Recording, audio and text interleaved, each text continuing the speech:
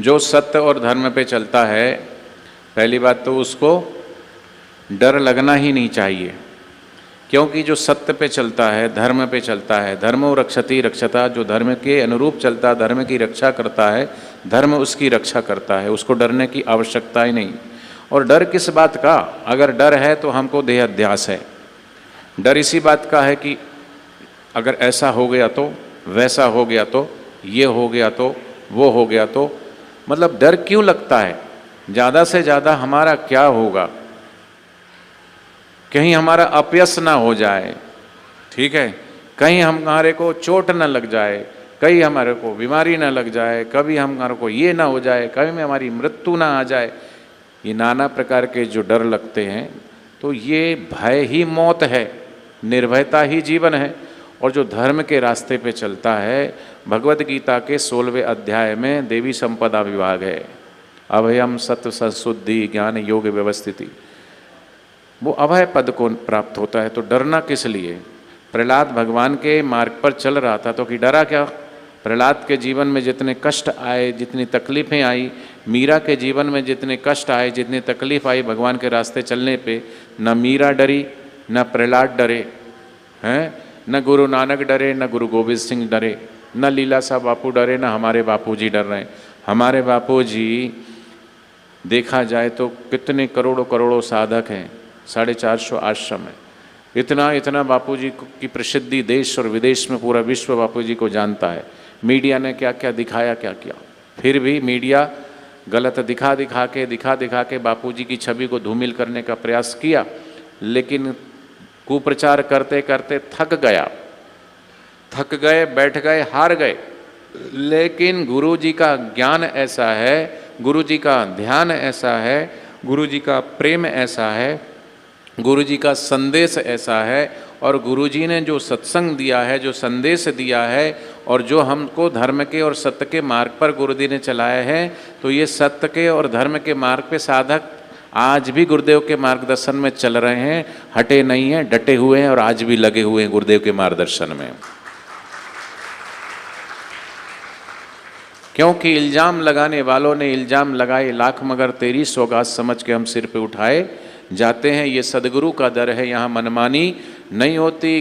कितना ही अपयश करने वालों ने, निंदा करने वालों ने चाहे कितनी भी निंदा करी, पर सच्चे गुरु भक्तों को कोई परेशानी नहीं होती, क्योंकि आपकी अंतरात्मा जानती है ना कि हमारे गुरुदेव निर्दोष है, हमारे गुरुदेव को फंसाया गया है। और ये सच्चाई के साथ आज भी आप गर्व से समाज में आते हो, जाते हो और कहते हो गर्व से कि हम बापूजी के शिष्य हैं।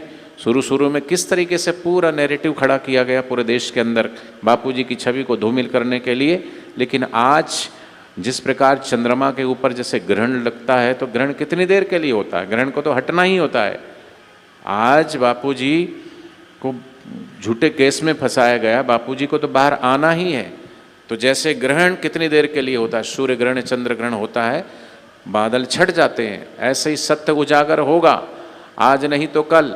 लेकिन ये चीज़ तो उजागर आज हो चुकी है कि बापूजी निर्दोष हैं और बापूजी को फंसाया गया है, राजनीतिक षड्यंत्र के तहत फंसाया गया है, और बापूजी तो बाहर आएंगे ही आएंगे, और उस दिन दूध का दूध पानी का पानी हो जाएगा, ये साधक जानते हैं।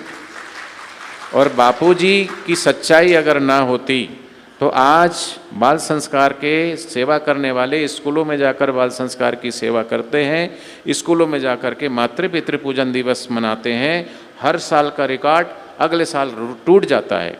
तो ये जो समाज में बापूजी के संदेश की, बापूजी के विचारों की, बापूजी की सत्संग की जो चाह है, जो है, तो वो धर्म के और सत्य के मार्ग पे है, इसलिए तो है ना। निंदकों ने, ईर्ष्या करने वालों ने, द्वेष करने वालों ने हर भक्त को सताने का प्रयास किया, डिगाने का प्रयास किया, उनके मनोबलों को तोड़ने का प्रयास किया, लेकिन हमारे गुरुदेव ब्रह्मज्ञानी हैं, उनके मनोबल को कौन तोड़ सकता है?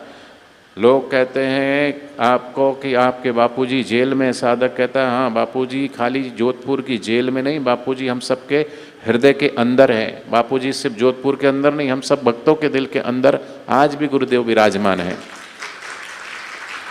बापूजी कोई व्यक्ति नहीं है। बापूजी के शरीर को आप कैद कर सकते हो, लेकिन बापूजी की विचारधारा को, बापूजी की चेतना को कोई माई का लाल कैद नहीं कर सकता। ये जो देश भर में जो करोड़ों करोड़ों साधक हैं, वो सब बापूजी की व्याप्त चेतना हैं। उनके भीतर बापूजी के विचार, बापूजी के संस्कार हैं, उसको कैसे कैद कर सकते हो? और इसका प्रमाण ये है कि इतने 11 वर्षों में तुमने बापूजी के साधकों की श्रद्धा को नहीं तोड़ पाए, विश्वास को नहीं तोड़ पाए, उनके गुरु के प्रति जो प्रेम और आस्था है उसको नहीं तोड़ पाए।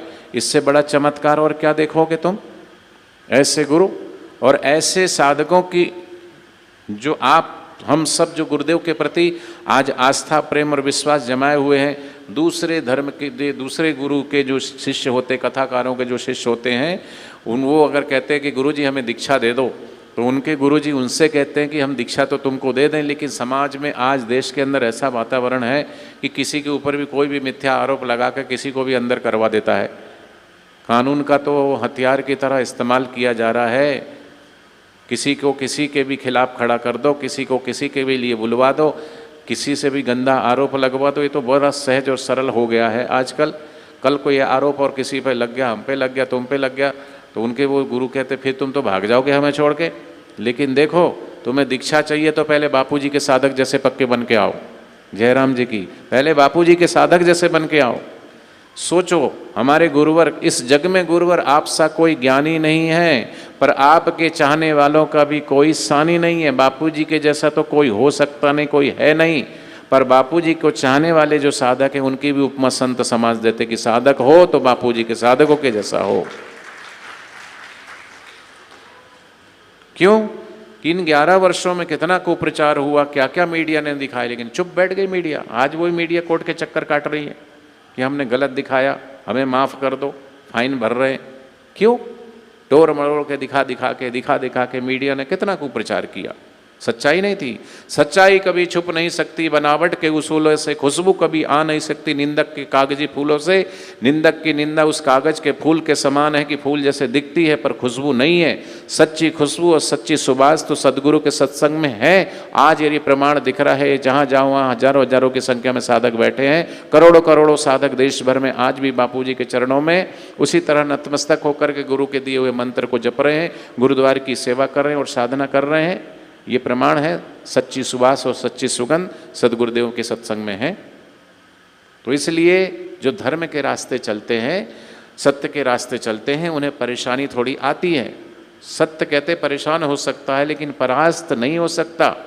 थोड़े समय के लिए ऐसा लगता है दुर्योधन को कि हम पांडवों पे भारी पड़ रहे हैं, लेकिन याद रखना कौरव 100 थे, पांडव 5 थे, और 100 में से एक भी नहीं बचा और 5 में से एक भी नहीं मरा। ये सत्य के और धर्म की जय होती है, अधर्म का तो नाश ही होता है। इसलिए सत्य और धर्म के मार्ग पर चलने वाले को घबराना नहीं चाहिए। और सत्य के मार्ग पर अगर चलते चलते प्राण भी निछावर हो जाए तो भगवान कहते हैं श्रेष्ठ है स्वधर्मे निधनम श्रेयम पर धर्म भयावा। अपने धर्म का निर्वहन करते हुए अगर मृत्यु आ जाए तो उसका वर्ण कर लीजिए, आप यशस्वी होंगे, हैं, आपकी सदगति होगी। भगवान कहते हैं ना स्वधर्मे निधनम श्रेयम पर धर्म भयावह। अपने स्वधर्म का निर्वहन करना क्या है, स्वधर्म क्या है और परधर्म क्या है, कि अपनी चेतना के स्तर पर जीना, चेतना का विस्तार करना। चेतना का विस्तार कैसा है? संकीर्णता है, संकीर्ण सोच है। चेतना तो व्यापक है, ब्रह्म का अंश है, और उस ब्रह्म का अंश होते उस ब्रह्म में मिला देना, वो व्यापक पर ब्रह्म परमात्मा में, उस तरफ चलना साधना के मार्ग पर, उस ब्रह्म ज्ञान की तरफ, वो चेतना का विस्तार है। और उस चेतना की तरफ चलते चलते मृत्यु भी हो गई तो कोई हर्ज नहीं। स्वधर्मे निधनम श्रेयम, पर काम में जीना, क्रोध में जीना, लोभ में जीना, अहंकार में जीना, ईर्ष्या घृणा मेरे तेरे में जीना भी बेकार है। और भगवान के रास्ते चलते चलते कष्ट उठाते हुए भी अगर मर जाएं तो भी श्रेष्ठ है।